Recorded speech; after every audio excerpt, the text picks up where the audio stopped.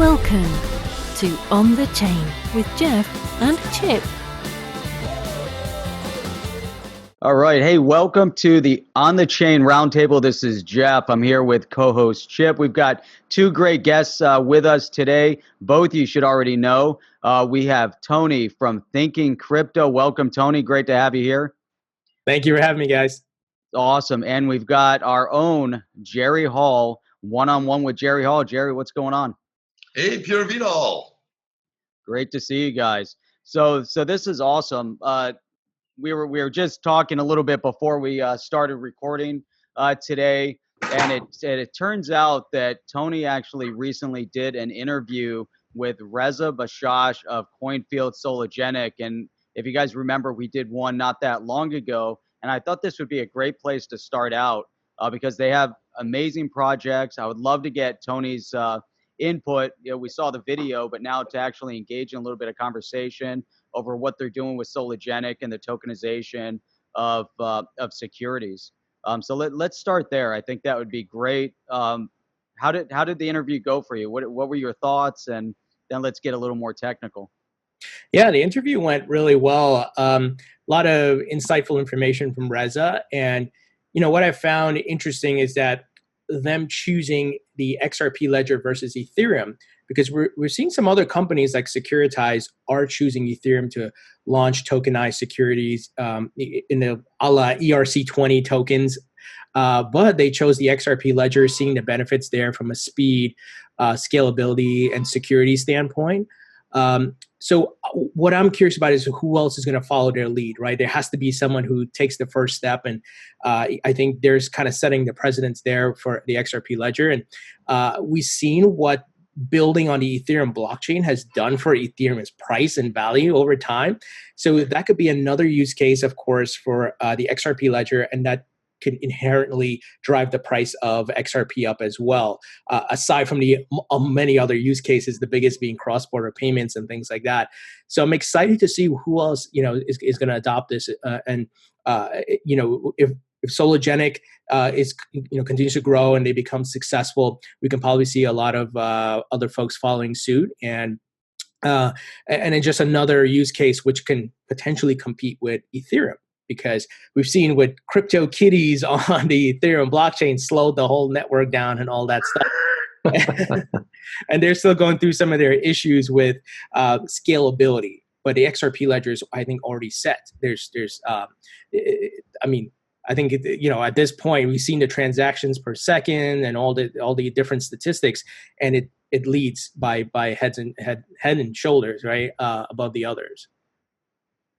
Yeah, that's awesome. So from that perspective, and it's interesting, they are moving in an amazing direction, choosing the XRP ledger. It does highlight, like you said, that it's not just about what Ripple is doing with XRP. It's not just about Ripple or XRP, the digital asset, but the XRP ledger has an amazing platform. And being that Coinfield and Sologenic now is building on it in this securitization process. What do you think about that side of it? Securitize or tokenizing securities, I should say. Yeah, oh, sorry, was that for me or? No, yeah. For you, real quick. Yeah, go ahead, and then we'll. I think it's great because one of the things that Reza mentioned is that, hey, the stock market can be closed at certain hours and holidays, but in a tokenized format, it would never be closed. You can continue trading. And I know some other folks that I've met and spoke to, like DX Exchange. They're more in Europe because they haven't, I think, got the full regulatory clarity to operate in the US, which, oh gosh, the US needs to hurry up. But they're doing something similar. And it's like you can trade these tokenized stocks or equities or whatever it may be anytime. It could be 3 a.m. in the morning. Nothing's stopping you from doing that. Which I think is going to be a game changer. And where we're headed with the token economy, we already see CBDCs ramping up. And, you know, here in Manhattan, I remember, I forgot which real estate company did it. They tokenized a brand new building. And we're seeing some folks are launching tokenization of supercars, I think Ferraris and things like that.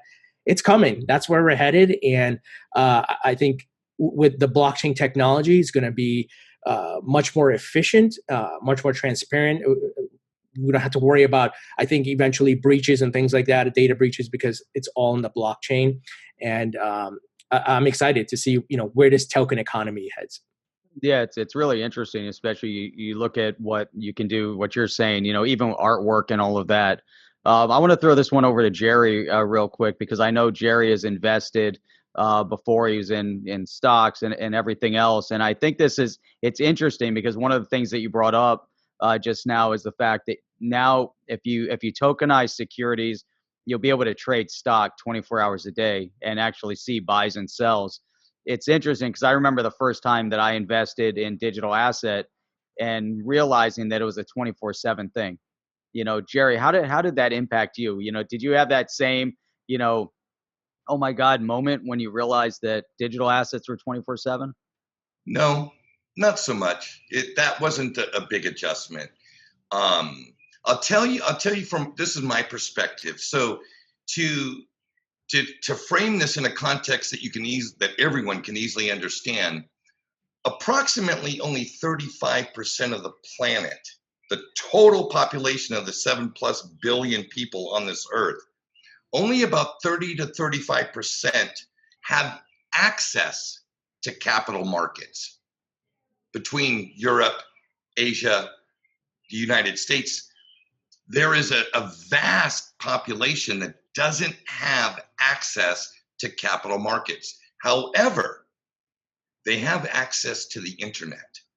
And when you factor that these platforms are internet-based, some of them are going to be cloud, some of them are going to be, housed in servers that'll be in their own little thing. But the point is that we're opening up access to capital markets to a monster population that already has internet, which means if you have internet, you have the ability to get information, learn, right? So all this info about investing and the secret and wonderful miracle that is compounding interest, these principles that have been wealth creators for people for so long are now going to be able to be directly applied into these digital platforms and give access to people that have never had access beyond gold, silver, and businesses. Businesses, whether it be a service provider, whether it be a retailer that's providing a product to people, or real estate. You get outside of those particular areas, and a lot of the world doesn't have access to investment vehicles. They just don't. For instance, down here in Costa Rica, the people that have done very well are people that have invested in real estate, started businesses that have been successful, whether it be a restaurant or a retail store or a service that everybody wanted, but no access to the outside world's capital markets. This is a game changer on a level. Jerry, can I break in and ask you something? Can you go ahead? No. Can you go ahead and get something from Amazon? Because that's the real important thing to me. I want to know if I can do a one-click order and get something delivered to me. Okay, in Costa Rica and many Latin American countries, there are not addresses. Right, you cannot do that. And this is like when I was down in Chile. Yes, you can, and it's really, really easy. There are services like AeroPost. Oh, I know. There are services, but I'm saying it's not the same as me getting it delivered next day or the following day. I know there's services that do it. I know somebody just went into a Ripple partner just went into Chile, and now they're offering that ability to use the local banks. And so I think the revolution you're talking about is what's going to start happening. We assume that everybody has debit cards, credit cards. Banking stuff's different around the world. It's all different. So it'll be interesting to see how this opens up, because really the global market, it's just closed. There are these little closed ecosystems, like these little countries, especially in South America, that just don't. I mean, look at what's happening in Brazil. The last week we had on the CEO, Mick from Contentos, and one of the things he was sharing was his platform is blowing up. Now they're based, I think, Jeff, was it Singapore they were based? I know they're based over somewhere in Asia, but their platform is blowing up in Brazil. It's just going mass because they really didn't have a solid platform, and it's a decentralized platform. And Jeff sort of talked about that before. This decentralization that's coming. How do you think that's going to help what's going down in Costa Rica right now? Do you starting to see more people chat about that there? Cryptocurrencies, decentralization. Yes. Okay. So the longstanding legacy systems in Latin America, for the most part, have been cash-oriented societies. But over the last 15 years, there's been a dramatic increase in the use of credit cards, most specifically debit cards, right? So 15, 20 years ago, maybe 1 in 1,000 in the population had access to e-money in some way, shape, or form. E-money being the ability to use a card, the number goes to an account, debit, credit, etc. Mm-hmm. Now it's down to like 1 in 75. Yeah, that's interesting. And you'll see, because in specifically Latin America, because it's so family oriented in a culture, everybody in the family may not have a card, and everybody in the family may not have a car, but you better believe every family has a card with an associated bank account and a car. Tony, how do you think this is, if you look at what Sologenic is doing with this tokenization, what impact? Now we're going to see stock trading 24/7.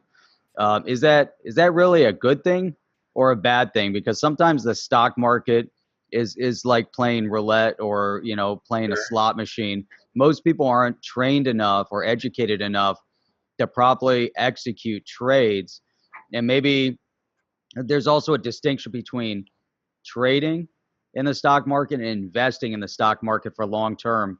Now it's 24/7. Do you think that's going to be detrimental? Is that going to have a negative or a positive impact? I mean, it's such a huge conversation, but what are your thoughts there?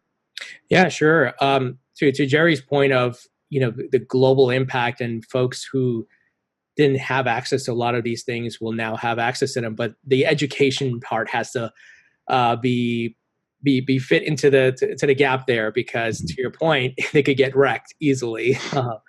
Not knowing what they're doing.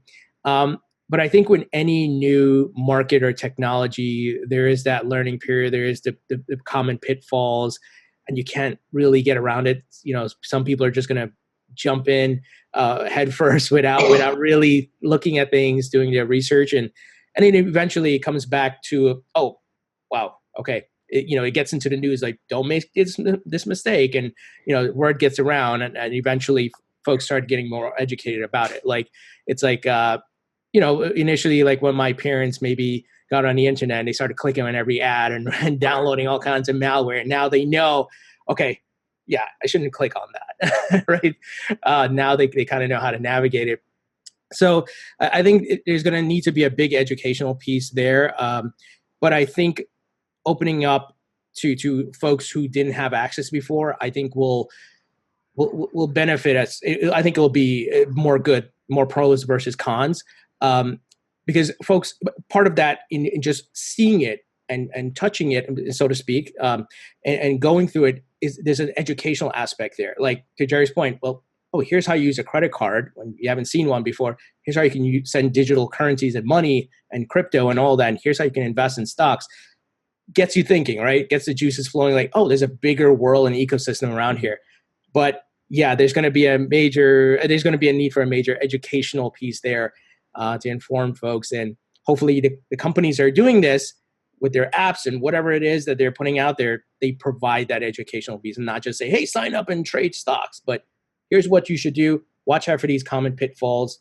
Don't do this, things along those lines. And maybe there'll be a little bit, we haven't seen the full Sologenic platform yet, but maybe there's going to be in different countries, depending on how I don't want to say educated, but I guess that's, I don't know, let's use that term, how educated they are in stocks, in investing.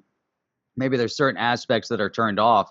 because for me, I have a big concern about that. I see even in the U.S., and I'm sure we've all fallen into the trap, with trading stock.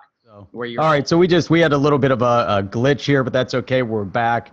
I was in the middle of talking about some of the concerns that I have about the investment space, not so much from a technical perspective, but what it might mean to people that aren't really familiar, with the investment, now having 24-hour access. What I do like about the tokenization is that when you tokenize a stock, it allows people to invest in stocks that they wouldn't have access to. So imagine if we can own a share of Google or a share of Amazon, but a fractional share. And I think that's what we're going to get with tokenization, is that it's opening up this fractional share ownership possibility, which will have such an amazing impact globally on many of these people, like Jerry's talking about, people in Costa Rica that are just now getting access to debit cards that have never really invested before. Now all of a sudden they can own part of Amazon, they can own part of Google,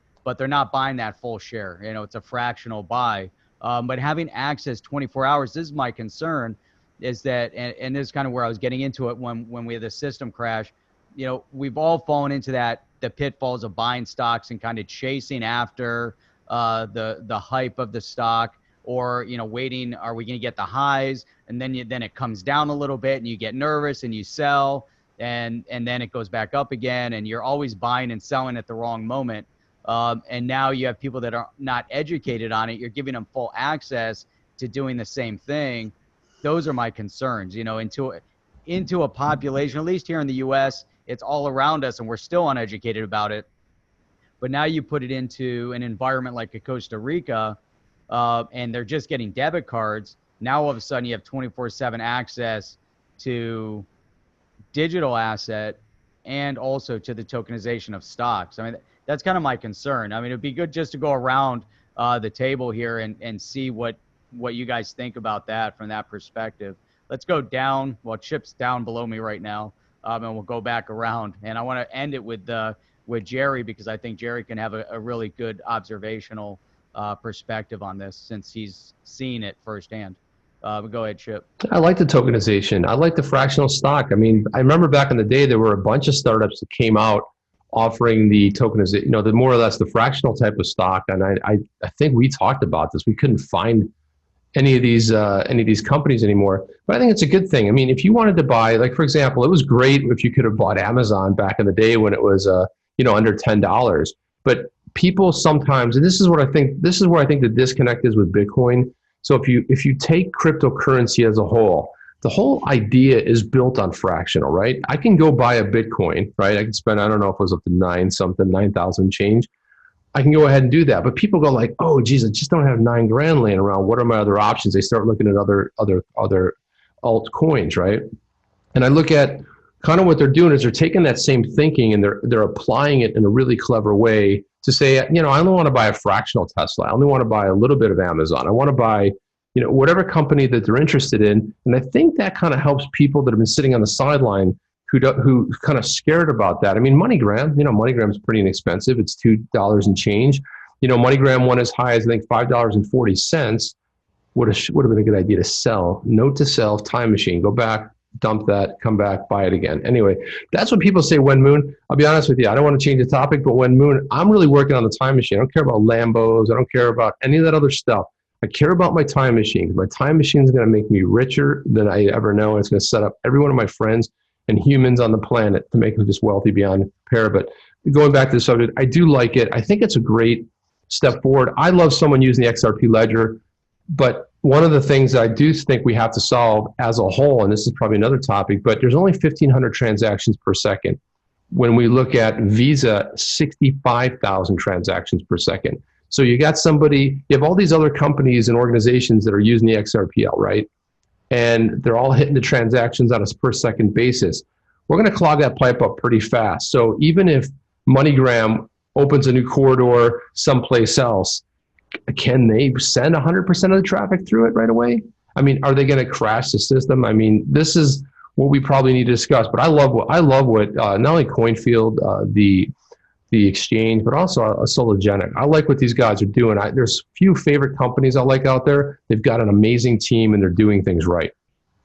Yeah, I like that from many different perspectives, even regulatory, which is a different side topic. But Tony, let's hear some of your thoughts on that.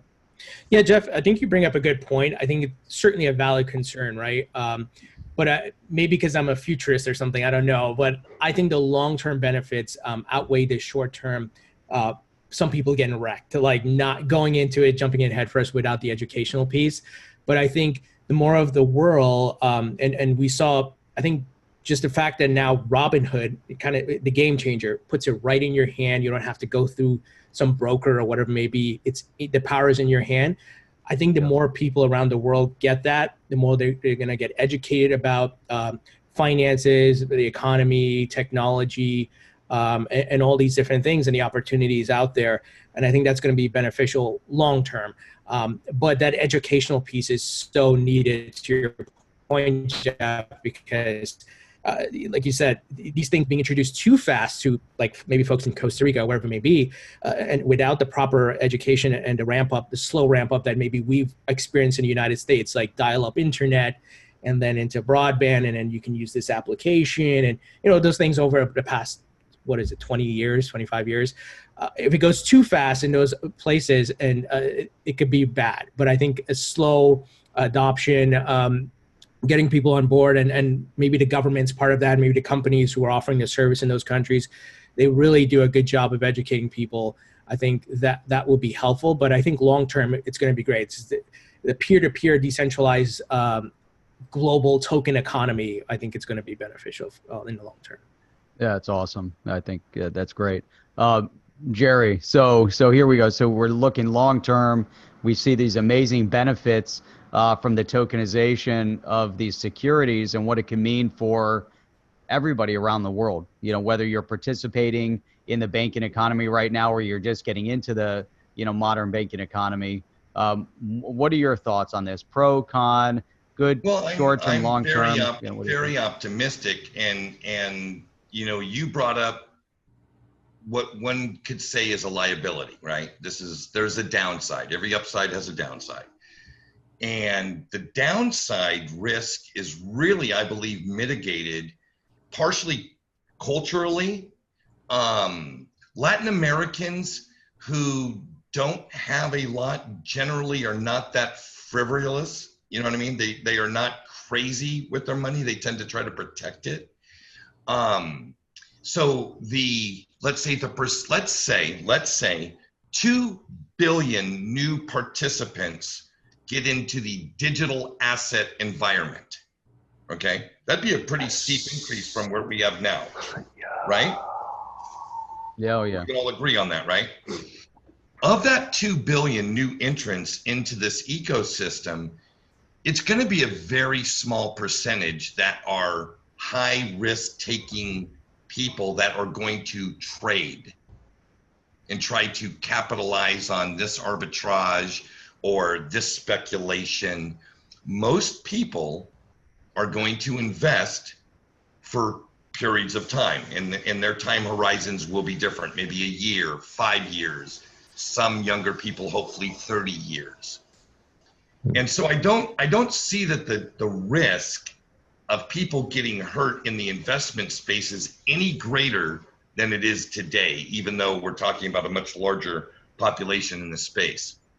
The upside to this digital revolution and this access to capital markets in digital form are massive. One case in point. Somebody has a very small income and they decide that they're going to put 10% of their income into growth digital assets. We'll say a stock like Apple or a Netflix or something that's had some period of time of some significant growth. There's a fallback position with digital assets that is wonderful, that with intellectual protocol technology, atomic swaps, and exchanges that will be exchanging value for value, irregardless to what ticker symbol it has next to it, is going to allow people to capitalize much easily. So if you're at the grocery store, you need this food for a week for your family. Maybe maybe it's time to dip into your investment account, and the best performing asset that you have on your book is an American company like Apple. So instead of converting your Bitcoin, which maybe isn't performing that well relative to Apple that particular month or that 3 months, you take your best performing asset and you actually realize some gain through the form of you being able to provide a necessity for yourself or your family. You know what I mean? Yeah, I like that. That's interesting. Markets is unlike anything we have seen so far. And it's fast. If you need that right now, if you have to sell a stock, you're not getting that money. It's going to take, even on Robinhood, I mean, there's different levels you can subscribe to that gives you a little more rapid of access to your funds. But typically you're on an exchange, you sell your stock, you're waiting around 3 to 5 days, 7 days until it actually clears. They settle the stock, the legacy clearing it clears, system. and then you get it. So it's interesting. Yeah. Now, if you're actually able to get, you're getting access, you're selling off your token, and then all of a sudden now you got cash, and you can spend that token potentially. And here's the thing, it's not Star Trek, it's not someday, it's actually today. Case in point, Bitso.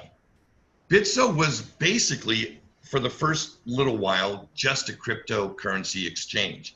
But very early in their business plan, they also became a payments platform. You could get paid into your account in Mexican pesos, buy or trade an asset, and if you were at a store using your card, it would just convert whatever asset you told it to.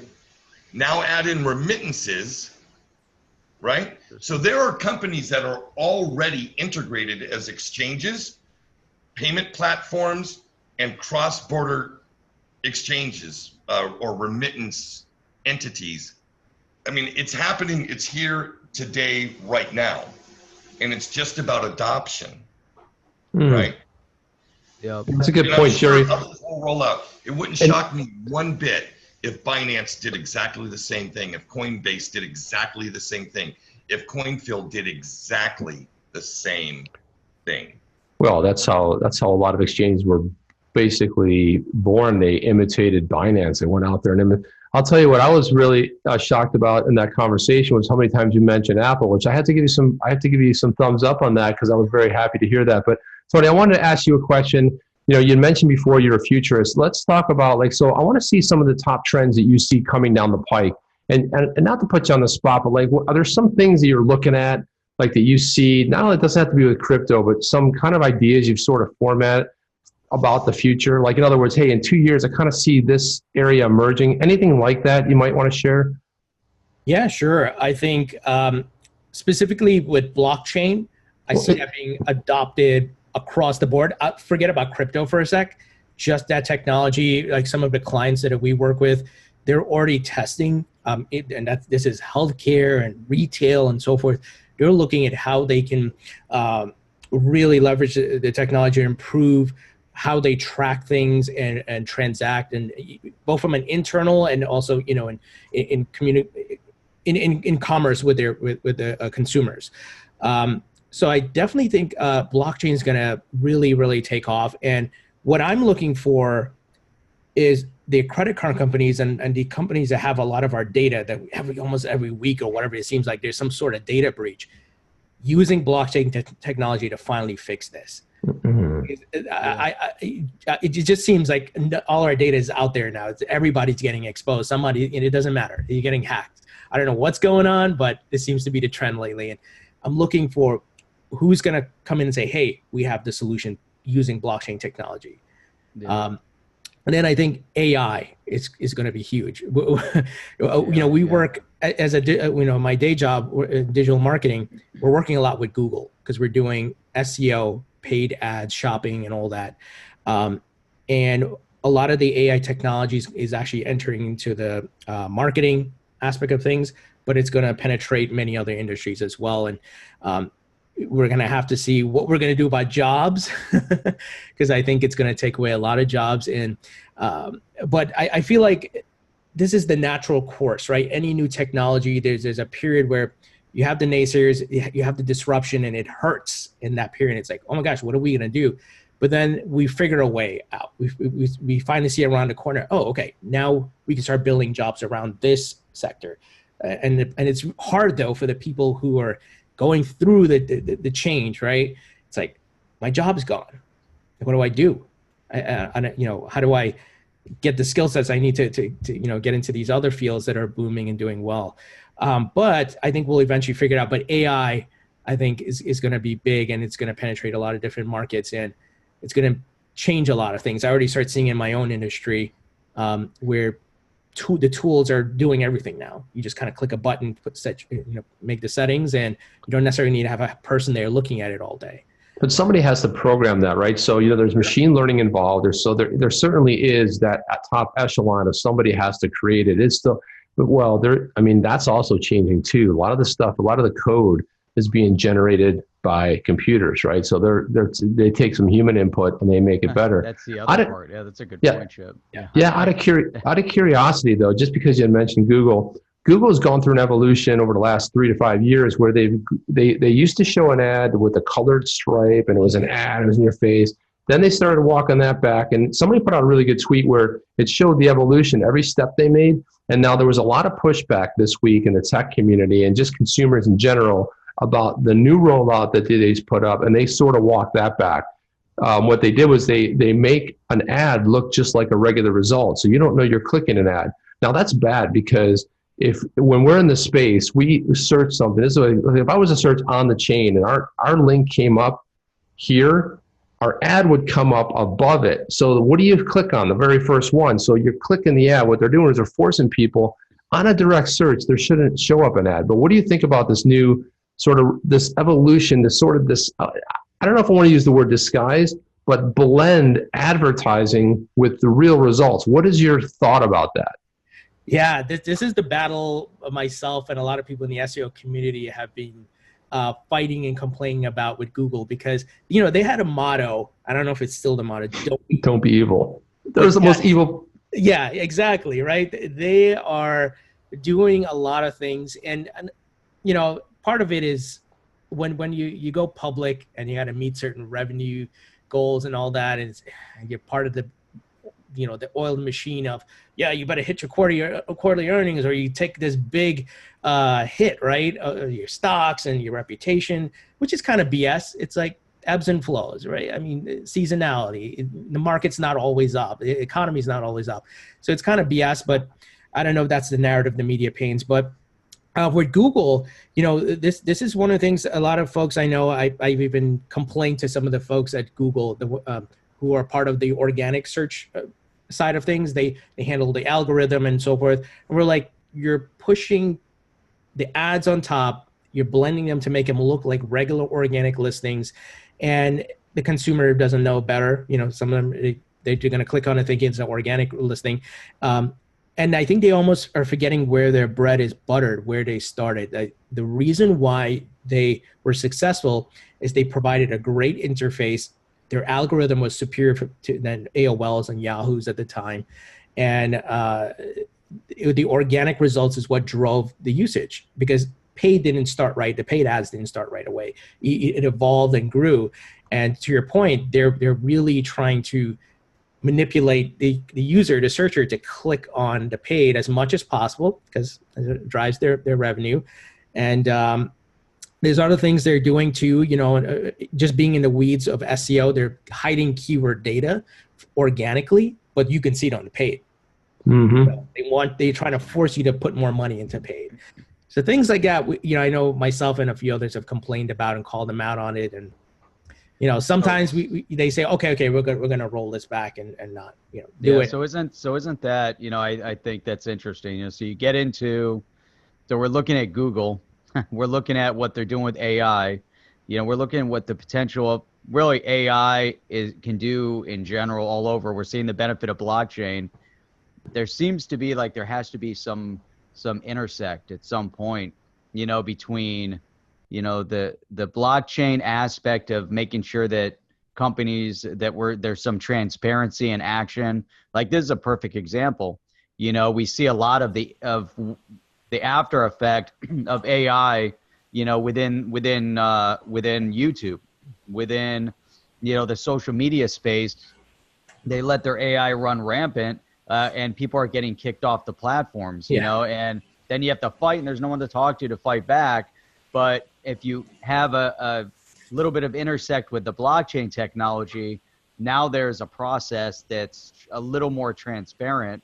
You know, I'm thinking, you know, I could be wrong about that, but it seems that that's a missing element, you know. So now let's hold them a little more accountable. Accountability for a company, how do you do that?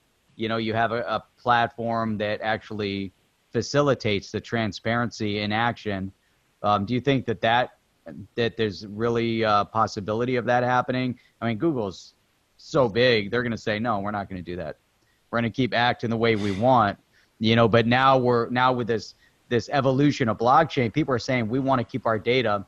We don't want Google. We don't want to have, you know, we don't want you to have our data. And if you do use our data, we want to get paid for it. So funny enough, you mentioned that. I don't know if you guys have heard about it, but it's called My31. A friend of mine, his name is Richie Etwaru. He that's his company, and I think he had recently got some partnership with IBM. But that's the 31st human right. What he's saying is that it's your data, and you should get paid for it.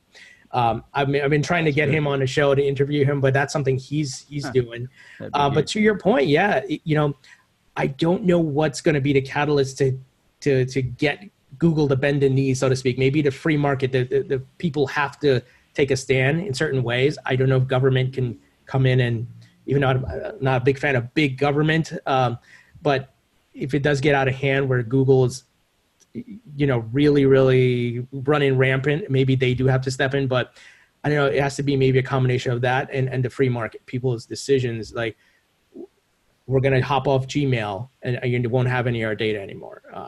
You know, maybe it's like DuckDuckGo is search engine that's based on privacy that doesn't track all your data and so forth. And maybe it's some blockchain-based email system people decide to go to where their data belongs to them and they have control. But right now, I don't know how we stop them. That's the only thing. Because, of course, in the U.S., the politics of lobbying and campaign donations doesn't help. But eventually, I think the free market, and if the government listens to the people, eventually, I think that'll be a catalyst. What do you think, Jerry? I mean, you're now in Costa Rica.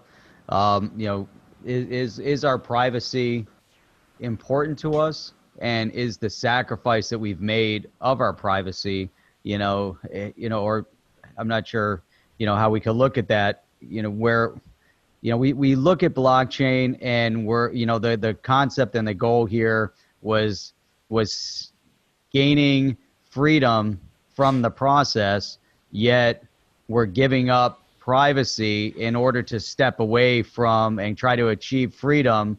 It doesn't seem like it's meshing. I don't know. There seems to be something missing in this element here.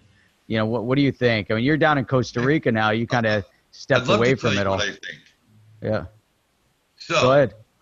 the key here is that I live in a country that's different than yours, but we both live in a democracy that's a capitalistic economy. And the truth of the matter is that anybody that says they have a problem with Google using their data and not paying for them, and they have a Gmail account and they use YouTube and they go to Google search, to me is kind of being ignorant. Okay. And I say ignorance in that it's a free market. Okay. What? You vote with your money and you vote with your actions. Okay. I can tell you that if I had a real issue with the way Google handled my data, I would stop using their services. Okay. If I have an issue with food companies adulterating my food, I will stop putting money into their coffers and I will put it into the pockets of organic farmers in my local neighborhood.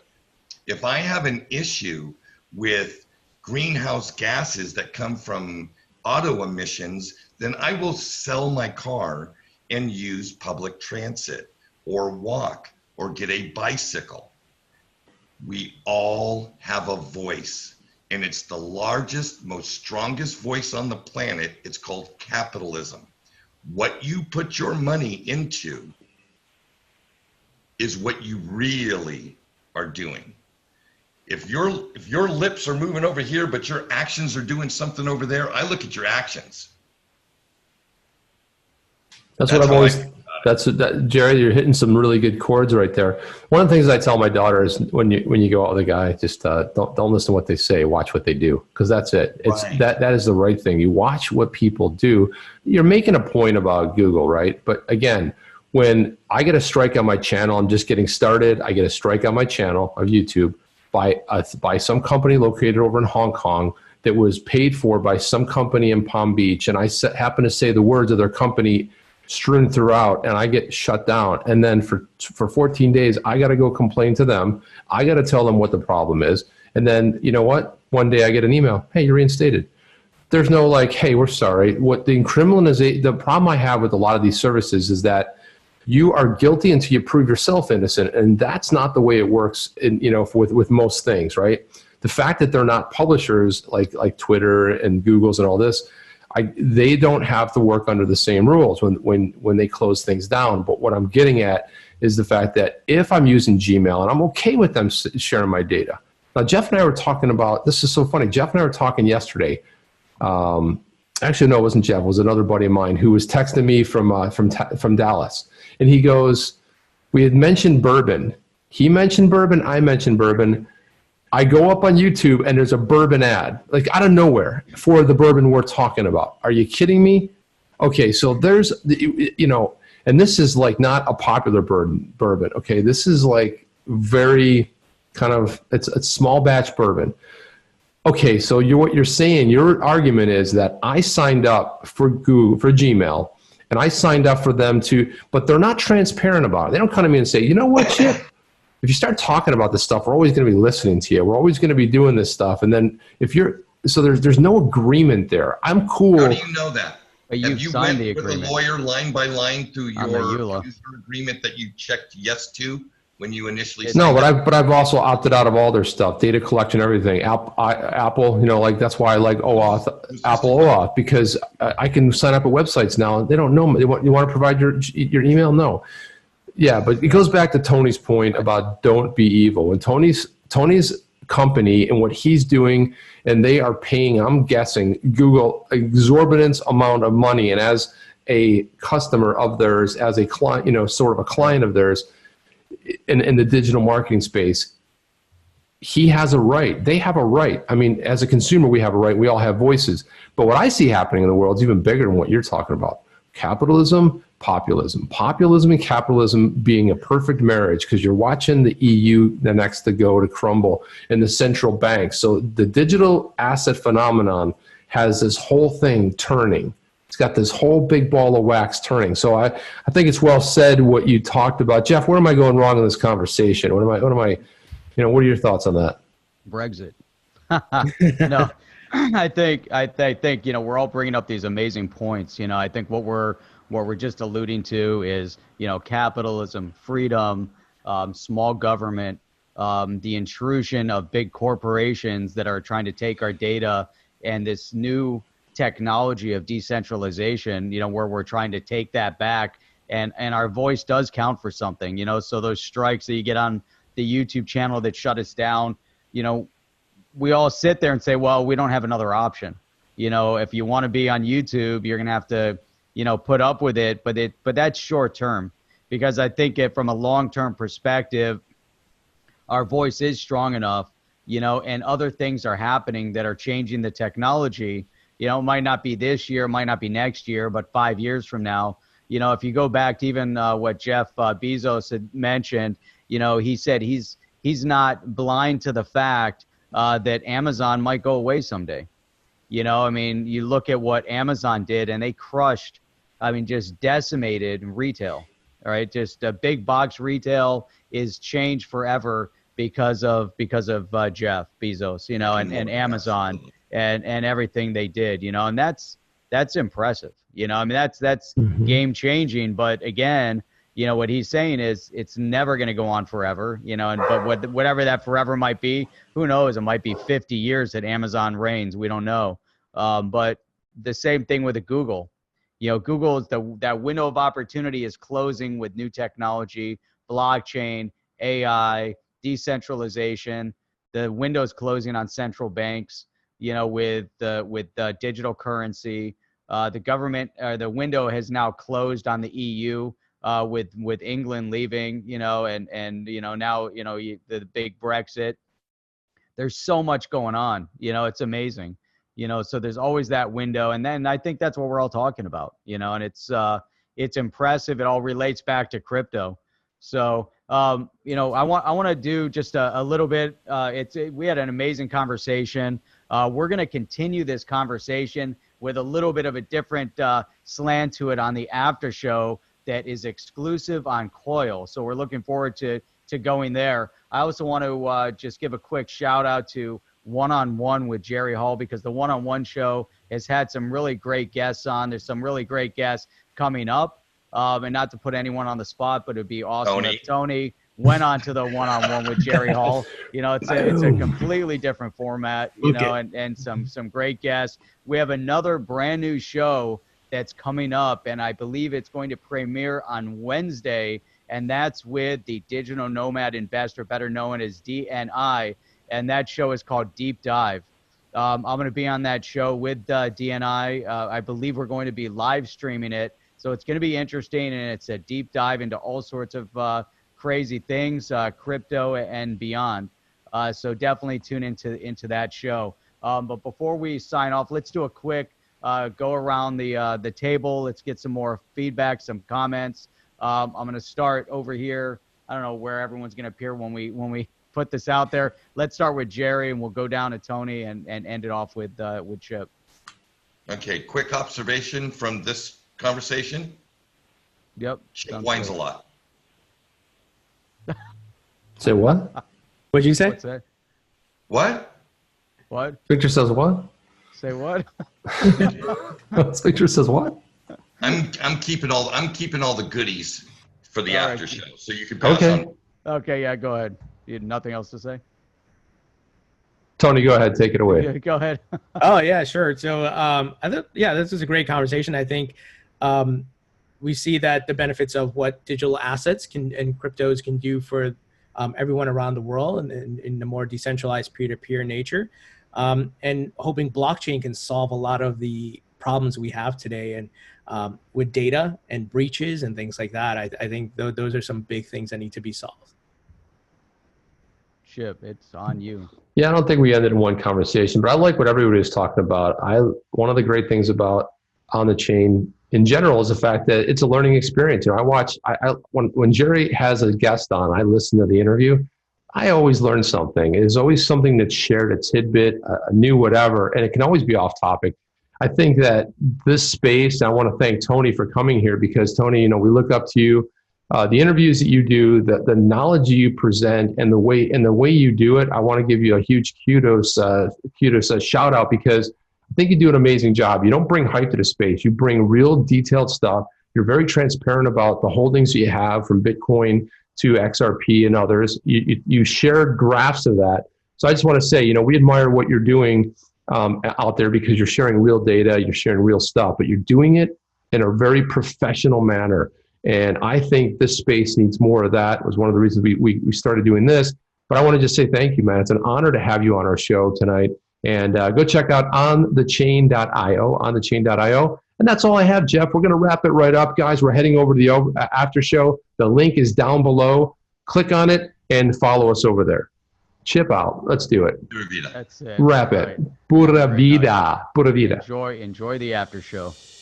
Are you down with OTC? Please like, subscribe, and click the bell to be notified when the next video drops.